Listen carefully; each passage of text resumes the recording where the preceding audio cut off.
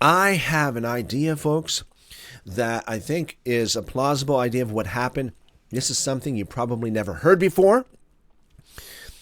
So here's the story. We have waters that are not very good waters. Okay, they're not healthy waters. You can't really drink these waters without getting sick. And so Elisha, quote unquote, healed the waters using some salt, whatever that might be. I think I have an idea of what it probably was, scientifically speaking. So, several years ago, I spoke to a dear gentleman that still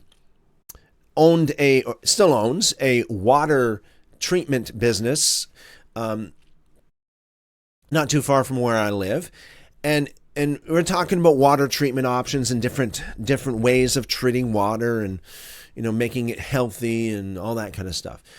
And he said that there is this one kind of salt that you can use called alum. Alum, okay? There's a salt called alum that you can use that if you put it in water, what it does is it binds to the microscopic bacteria that's in the water, and it causes it to get really heavy, and it sinks to the bottom. And thus, whenever you start out with something that's really like a really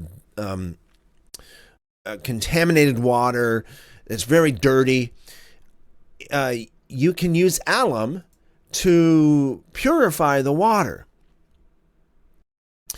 And so even to this very day, if you can buy these, a lot of time, check it out, folks. You can get these little, like emergency water treatment, packets and such, for those who are like preppers and such. And you can get these little emergency packet things that you can say, if you're ever stuck in somewhere out in the bush, or if ever there's a time when you don't have access to clean water, you can just take some of this stuff and put it into dirty water, and it will clean the water.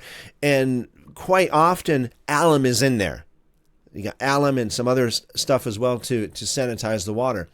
So I believe that it's quite possible, actually more than that, quite probable, that what Elisha used here was alum.